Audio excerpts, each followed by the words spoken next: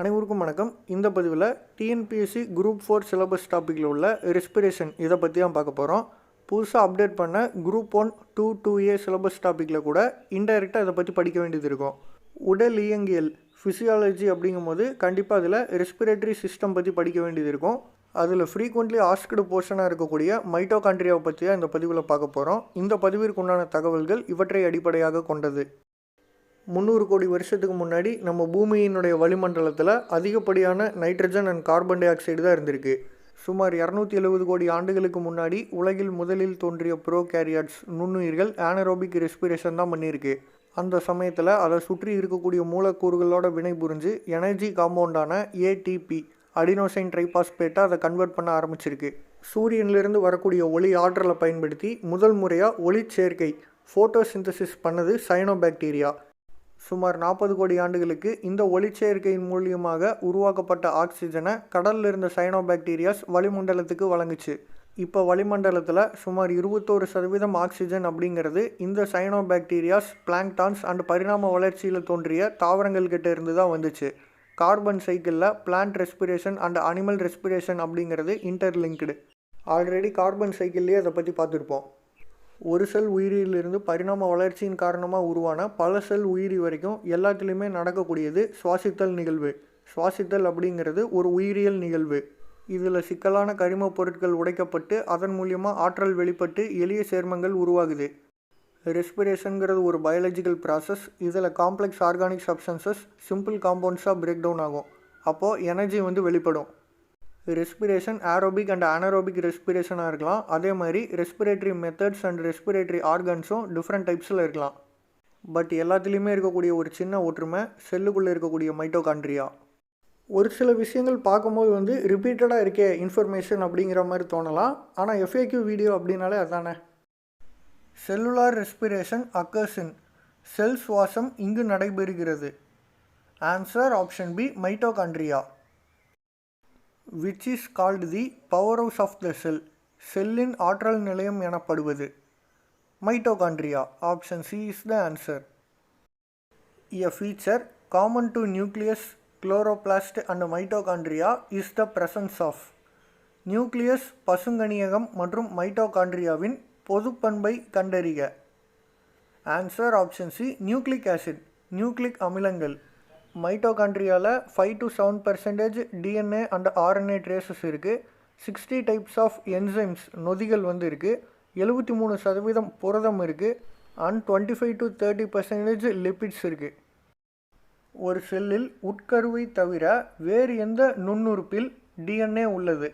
Which organelle in the cell other than nucleus contains DNA?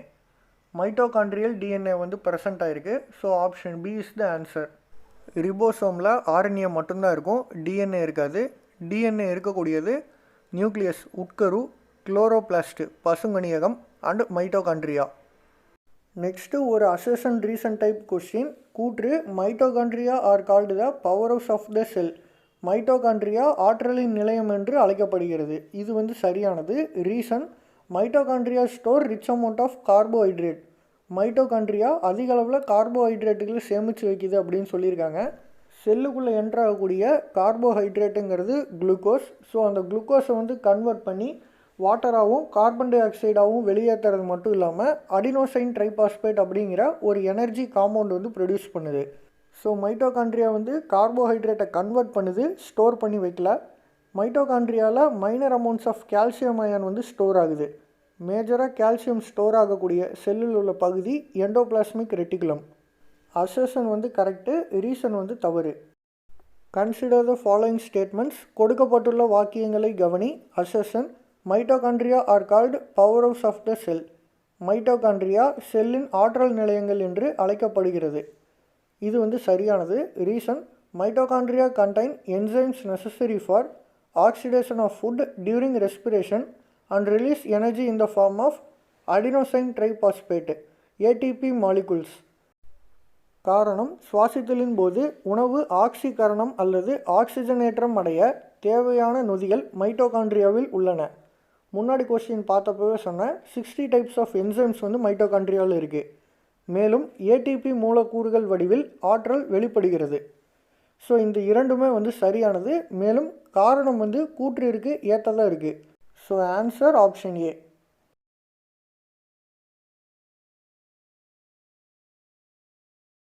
போன கொஸ்டினில் ரீசனில் பார்த்தோம் இல்லையா, ஸோ அதுதான் இங்கே கொடுத்துருக்காங்க. சுவாசித்தலின் போது வெளிப்படும் ஆற்றல் எந்த வடிவத்தில் சேமிக்கப்படுகிறது? During respiration energy is released. It is stored in the form of. Answer option B ATP, adenosine triphosphate. கொஸ்டினில் சப்போஸ் செல்லின் உலகளாவிய ஆற்றல் நாணயம் அல்லது ஆற்றலின் பணம், universal energy currency of the cell is called அப்படின்னு கேட்டாக்கா ஏடிபி. ஆல்மோஸ்ட் எல்லா உயிரினங்களோட செல்லுக்குள்ளேயுமே மைட்டோகாண்ட்ரியாங்கிறது இருக்குது. அந்த மைட்டோகாண்ட்ரியாவிலேருந்து ப்ரொடியூஸ் ஆகக்கூடிய எனர்ஜி ஏடிபி மாலிகுலர் ஸ்டோர் ஆகுது அப்படிங்கிறத பார்த்தோம். அந்த ஏடிபிக்குள்ளே என்ன இருக்குது அப்படிங்கிறதான் கேட்டிருக்காங்க. ATP is a nucleotide consisting of. ATP நியூக்ளியோடைடில் உள்ளவை. இந்த டேர்ம் நியூக்ளியோடைடு இதை பற்றிலாம் வந்து ஜெனட்டிக்ஸ் வீடியோலேயே பார்த்தாச்சு. டைரெக்டாக நம்ம ஆன்சருக்கு போயிடலாம். Option 1 adenine, ribose sugar and 3 phosphate groups. Adenine, ribose சர்க்கரை மற்றும் 3 பாஸ்பேட் மூலக்கூறுகள் அல்லது 3 பாஸ்பேட் தொகுதிகள் அப்படின்னு கொடுக்கலாம். Answer option B. Net gain of ATP molecules during glycolysis is. கிளைகோலிசிஸில் உருவாகும் மொத்த ATP. Answer option B 8. What is the net gain of ATP molecules in the glycolysis step of anaerobic respiration? காற்றில்லா சுவாசித்தலின் glycolysis படியில் நிகர லாபமாக எத்தனை ATP மூலக்கூறுகள் கிடைக்கின்றன? Answer option B 2 ATP molecules, 2 ATP மூலக்கூறுகள். The net gain of energy from 1 molecule of glucose during aerobic respiration is. ஒரு மூலக்கூறு குளுக்கோஸிலிருந்து காற்று சுவாசத்தின் மூலம் பெறப்படும் நிகர ஆற்றல் லாபம் என்பது. Answer option D 38 ATP. இது வந்து அனிமல்ஸுக்கு உண்டான வேல்யூ. இது பிளான்ட்ஸ் தாவரங்கள் அப்படின்னு கேட்டிருந்தாங்கன்னா 36 ATP. So question and options அதை பொறுத்து வந்து ஆன்சர் பண்ணுங்கள்.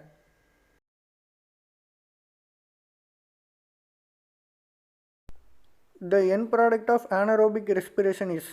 காற்றில்லா சுவாசத்தில் இறுதியாக கிடைக்கப்பெறுவது. இங்கே காற்றில்லா சுவாசம் அப்படிங்கிறது என்னென்னா ஆக்சிஜன் இல்லாத ஒரு நிலை, அவ்வளோதான். So both aerobic and anaerobic respiration, oxygen இருக்கக்கூடிய சுவாசித்தல் நிகழ்வு மற்றும் ஆக்சிஜன் இல்லாத ஒரு சுவாசித்தல் நிகழ்வு, ரெண்டுலேயுமே இன்புட் அப்படிங்கிறது carbohydrate, glucose C6H12O6. Aerobic respiration அப்படின்னா என் ப்ராடக்ட் வந்து carbon di oxide, water molecule and ATP வரும். anaerobic ரெஸ்பிரேஷன் அப்படிங்கும்போது என் ப்ராடக்டாக ethyl alcohol or ethanol plus carbon di oxide and ATP molecule. Same கொஸ்டினுக்கு ஆன்சரில் எத்தில் ஆல்கஹால் இல்லைன்னா lactic acid இருந்ததுன்னா அதை வந்து சூஸ் பண்ணணும். Which of the following is correct? பின்வருவனவற்றில் சரியானது எது? Answer option A respiratory quotient equal to volume of carbon di oxide liberated divided by volume of oxygen consumed. சுவாச வீதம் வெளியிடப்படும் CO2வின் அளவு வகுத்தல் பயன்படுத்தப்படும் O2வின் அளவு. பொதுவாக இந்த மாதிரி கொஸ்டின்ஸ்க்கு ஆன்சரே தெரியல அப்படின்னாலும் எஃபிஷியன்சி, கோஷியன்ட், வீதம் இந்த மாதிரிலாம் கொடுத்துருந்தாங்கன்னா அவுட்புட் டிவைடட் பை இன்புட்டு. நம்ம சுவாசிக்கும் போது வளிமண்டலத்தில் இருக்கக்கூடிய ஆக்சிஜன் வந்து பிளட்டில் இன்புட்டாக கலக்குது. ஸோ அது செல் சுவாசித்தல்லாம் முடிஞ்சதுக்கப்புறம் திரும்ப பிளட்டு வழியாக அந்த கார்பன் டை ஆக்சைடு லங்ஸுக்கு போய் அங்கேருந்து வந்து கார்பன் டை ஆக்சைடு வெளியேறுது. ஸோ அவுட்புட் வந்து carbon di oxide. So carbon di oxide வெளியேற்றப்படுவது அப்படிங்கும்போது அது நியூமரேட்டர்லேயும், இன்புட் ஆக்சிஜன் உள்ளே எடுத்துக்கிறோம் இல்லையா, ஸோ அது வந்து டினாமினேட்டர்லேயும் மென்ஷன் பண்ணிடலாம். The respiratory quotient of glucose in anaerobic respiration is. காற்றில்லா சுவாசத்தில் குளுக்கோஸின் சுவாச ஈவு டேஷ் ஆகும். ஸோ இங்கே வந்து காற்றில்லா சுவாச நிகழ்வு அப்படிங்கும்போது ஆக்சிஜன் இல்லாத ஒரு நிலை. ஸோ இன்புட் வந்து ஆக்சிஜனே இல்லை அப்படிங்கும்போது இன்புட் வந்து 0 ஆயிடுச்சு. அவுட்புட் வந்து கார்பன் டை ஆக்சைடு அப்படிங்கிறது நம்மளுக்கு தெரியும். So carbon di oxide divided by oxygen அப்படிங்கும்போது 2 கார்பன் டை ஆக்சைடு வருது. ஸோ 2 டிவைடட் பை 0 என்ன? Anything divided by 0 infinity. So முடிவற்றது. Answer option C. The respiratory quotient value for glucose is. குளுக்கோஸின் சுவாச ஈவு மதிப்பு. கொஸ்டினில் வந்து aerobic respiration or anaerobic respiration, காற்றுள்ள சுவாச நிகழ்வு மற்றும் காற்றில்லாத சுவாச நிகழ்வு, எது அப்படிங்கிறது வந்து மென்ஷன் பண்ணல. ஏன்னா ரெண்டுலேயுமே குளுக்கோஸ் தான் வந்து இன்புட்டு. அப்படி இருக்கும்போது அவுட்புட் வந்து சேஞ்ச் ஆகும். இங்கே ஆப்ஷனில் வந்து இன்ஃபினிட்டி அப்படிங்கிறது மென்ஷன் பண்ணல. ஸோ அவங்க வந்து ஆனரோபிக் ரெஸ்பிரேஷன் வந்து மீன் பண்ணல அப்படிங்கிறது தெரியுது. ஸோ நம்ம ஏரோபிக் ரெஸ்பிரேஷனோட ஈக்குவேஷன் வந்து எடுத்துக்கிட்டோம்னா குளுக்கோஸ் C6H12O6 ப்ளஸ் ஆக்சிஜன் இருக்கும்போது நடக்குது. ஸோ 6 மாலிகுல் ஆஃப் ஆக்சிஜன் கூட ரியாக்ட் ஆச்சுன்னா கொடுக்கக்கூடிய அவுட்புட் வந்து 6 molecules of carbon di oxide and 6 molecules of water molecule plus 36 ATP. பிளான்ஸாக இருந்ததுன்னா, அனிமல்ஸாக இருந்ததுன்னா 38 ATP மாலிகுல்ஸ் வந்து ப்ரொடியூஸ் ஆகும். ஸோ இங்கே அவுட்புட் பை இன்புட் அப்படின்னு எடுத்துக்கிட்டோம்னா 6CO2 டிவைடட் பை 6O2 அப்படிங்கிறது தான் கணக்கு. ஸோ 6/6 என்ன ஆயிரும், கேன்சல் ஆயிரும். ஆன்சர் வந்து 1 unity. So option B is the answer. Kuhne's tube can demonstrate the process of. Kuhne's குழாய் எந்த நிகழ்வை நிரூபிக்கும்? குன்ஸ் குழாய் அப்படிங்கிறதுக்கு பதிலாக கூன் குடுவை அப்படின்னு கொடுக்கலாம். ஆனரோபிக் கண்டிஷனில் நடக்கக்கூடிய ஃபெர்மெண்டேஷன் ப்ராசஸ், நொதித்தல் நிகழ்வு. இந்த ஒரு தகவலை கூட இந்த கொஷின் மாதிரியே வந்து கேட்கலாம். ரெஸ்பிரேட்டரி கோஷன்ட் வந்து எதற்கு இம்பார்ட்டன்ட்னா, ரெஸ்பிரேட்டரி சப்ஸ்ட்ரேட்டு, அதாவது தலைப்பொருளை கண்டுபிடிக்கிறதுக்கும் எந்த விதமான சுவாசித்தல் நிகழ்வு நடந்திருக்கு, ஏரோபிக்கா ஆனரோபிக்கா அப்படிங்கிறத தெரிஞ்சுக்கிறதுக்கும் பயன்படுது. அப்படிப்பட்ட ரெஸ்பிரேட்டரி கோஷன்ட்டையும் எந்த டைப் ஆஃப் ரெஸ்பிரேஷன் நடந்திருக்கு அப்படிங்கிறத கண்டுபிடிக்கிறதுக்கும் பயன்படக்கூடிய அப்பாரட்டஸ் கேனாங்ஸ் ரெஸ்பிரோமீட்டர், கேனாங்கின் சுவாச கணக்கீட்டு கருவி.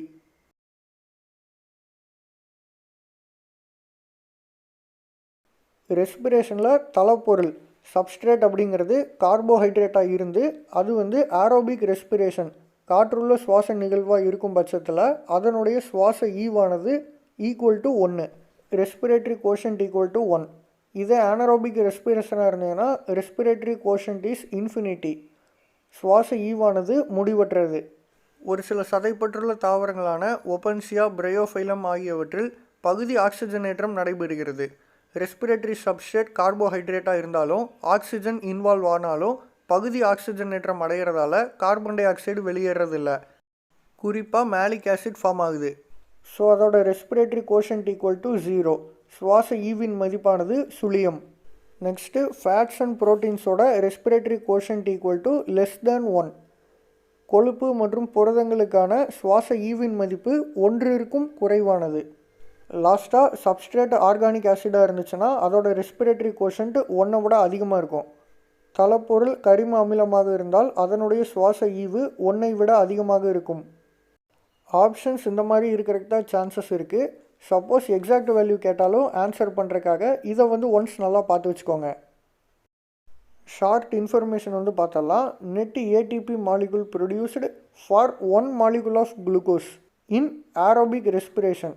காற்றுள்ள சுவாச நிகழ்வு தாவரத்தில் பார்த்தாக்கா 36 ATP. இதே விலங்குகள் அனிமல்ஸ்ன்னு பார்த்தாக்கா 38 ATP. இதே ஈஸ்ட் அண்ட் சர்டன் பாக்டீரியாஸில் இருக்கக்கூடிய காற்றுள்ள சுவாச நிகழ்வு ஆனரோபிக் ரெஸ்பிரேஷனில் உருவாகக்கூடிய ATP மாலிகுல்ஸ் போன கொஸ்டினில் தான் பார்த்தோம் 2 ATP. லெசன்ஸில் மென்ஷன் பண்ணியிருக்கக்கூடியது தியரிட்டிக்கல் கேல்குலேஷன்ஸ் தான். ஏன்னா ஆக்சிடேட்டிவ் பாஸ்போரிலேஷன் மைட்டோகாண்ட்ரியல் மேட்ரிக்ஸில் நடக்கும்போது அதிலிருந்து கிடைக்கக்கூடிய எனர்ஜி காம்பவுண்ட்ஸ் ஒரு NADHோட மதிப்பு 2.5 ATP, ஒரு FADH2ஓட மதிப்பு 1.5 ATP. அதனால் டோட்டல் ATP கெயின் பார்த்தாக்க 30லேருந்து 32 ATP வரைக்கும் தான் ரியாலிட்டியில் இருக்குது. ஏரோபிக் அண்ட் அனரோபிக் ரெஸ்பிரேஷனில் உள்ள காமன் ஸ்டெப்பு வந்து கிளைகாலிசிஸ். ஸோ கிளைகாலிசிஸோட நெட் ATP கெயின், ATP நிகர லாபம் எவ்வளவு அப்படின்னு கேட்டாக்கா 8.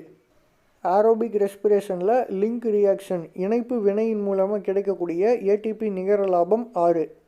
லிங்க் ரியாக்ஷனுக்கு அப்புறம் ஒன்றா ஏரோபிக் ரெஸ்பிரேஷன் இல்லைனா ஆனரோபிக் ரெஸ்பிரேஷன் நடக்கும். ஏரோபிக் ரெஸ்பிரேஷனில் ஒரு குளுக்கோஸுக்கு 2 தடவை கிரெப்ஸ் சைக்கிள் ரன் ஆகும். கிரெப்ஸ் சைக்கிளின் முடிவில் கிடைக்கக்கூடிய மொத்த ATP நிகர லாபம் 24. கிளைகாலிசிஸ் முடிவில் ஒரு குளுக்கோஸ் மாலிகுல் 2 பைருவேட்டாக ஃபார்ம் ஆகிருக்கும். லிங்க் ரியாக்ஷனோட முடிவில் அந்த 2 பைருவேட் 2 அசிட்டில் கோயேவாக ஃபார்ம் ஆகிருக்கும். இந்த அசிட்டில் கோயே தான் கிரெப்ஸ் சைக்கிளோட சப்ஸ்ட்ரேட் தலைப்பொருளாக இருக்குது. அதனால தான் 2 தடவை கிரெப்ஸ் சைக்கிள் நடக்குது. மைட்டோகாண்ட்ரியாக்குள்ளே கிட்டத்தட்ட 18 விதமான என்சைம்ஸ் இந்த கிரெப்ஸ் சைக்கிளில் இன்வால்வ் ஆகும். ஒரு கிரெப்ஸ் சைக்கிளோட முடிவில் ஒரு ATP, ஒரு FADH2 அண்ட் 3 NADH ப்ரொடியூஸ் ஆகுது. கிரெப் சைக்கிள் 2 தடவை நடக்குதுன்னு சொன்னேன் இல்லையா? ஸோ இந்த கிடச்சிருக்கக்கூடிய ப்ராடக்ட்ஸை 2ஆல் மல்டிப்ளை பண்ணால் 2 ஏடிபி, 2 FADH2 அண்டு 6 NADH கிடைக்கும். இந்த NADH, FADH2 அப்படின்னா என்ன அப்படிங்கிறத பார்ப்போம். ஸோ ஃபார் எக்ஸாம்பிள் ஏடிபி எவ்வளோ ப்ரொடியூஸ் ஆகுது அந்த மாதிரி தான் கேட்டிருக்காங்க. இது ரிவிஷன் பர்பஸ் வீடியோ அப்படின்றதுனால ஜஸ்ட் இது என்ன அப்படிங்கிறத பார்த்துருவோம். செல்லுக்குள்ளே ஒடுக்க ஆக்சிஜனேற்ற வினைகள் ரிடாக்ஸ் ரியாக்ஷன் வந்து நடக்கும். ஸோ அதனால் ஏடிபி மாலிகுல் மட்டும்தான் ஹையர் எனர்ஜி காம்பவுண்ட் அப்படின்னு எடுத்துக்க முடியாது. ஜிடிபி, யூடிபி இது போன்ற ஹையர் எனர்ஜி காம்பவுண்ட்ஸும் செல்லுக்குள்ளே வந்து ப்ரொடியூஸ் ஆகும். குறிப்பாக இந்த ஏடிபி கேல்குலேஷன்ஸில் மென்ஷன் பண்ணக்கூடியதில் ஒடுக்க நிலையில் உள்ள NAD+, reduced NAD+ equal to 3 ATP. அதே மாதிரி ஒடுக்க நிலையில் உள்ள FAD, reduced FAD equal to 2 ATP. Mitochondrial மேட்ரிக்ஸில் இருக்கக்கூடிய ஒவ்வொரு காம்ப்ளெக்ஸ்லேயும் நடக்கக்கூடிய இந்த எலக்ட்ரான் கேரியிங் டிரான்ஸ்ஃபர் தான் எலக்ட்ரான் டிரான்ஸ்போர்ட் செயின் அப்படின்னு அழைக்கப்படுது. இதன் மூலிமா ADP அண்டு இன்ஆர்கானிக் பாஸ்பேட் மூலிமா ATP வந்து ப்ரொடியூஸ் ஆகுது. இதுதான் ஆக்சிடேட்டிவ் பாஸ்போரிலேஷன், ஆக்சிஜனேற்ற பாஸ்பரிகரணம் என்று அழைக்கப்படுகிறது. ஒரு இன்ட்ரெஸ்டிங் ஃபேக்ட் என்னென்னா, ஹியூமன் பிளட்டில் இருக்கக்கூடிய red blood cells or red blood corpuscles RBCயில் எந்தவித நியூக்ளியஸோ மைட்டோகாண்ட்ரியோவோ கிடையாது. இந்த RBCனால் oxygen and carbon di oxide ரெண்டையுமே டிரான்ஸ்போர்ட் தான் பண்ண முடியுமோ ஒழிய அது கூட ரியாக்ட் ஆக முடியாது. கிளைகோலிசிஸ் சைட்டோபிளாசமில் நடக்குது. RBCயோட சைட்டோபிளாசமில் நடக்கக்கூடிய இந்த கிளைகோலிசிஸ்லேருந்து ப்ரொடியூஸ் ஆகிற ATP மாலிகுல்ஸ்னால தான் இந்த RBC வந்து சர்வைவ் ஆகுது. இதனுடைய தொடர்ச்சியை இதே மாதிரி எக்ஸாம் பாயிண்ட் ஆஃப் வியூவில் அடுத்த பதிவில் வந்து பார்க்கலாம். இதோட இந்த வீடியோ வந்து கம்ப்ளீட் பண்ணிப்போம். தொடர்ந்து இணைந்திருங்கள். நன்றி.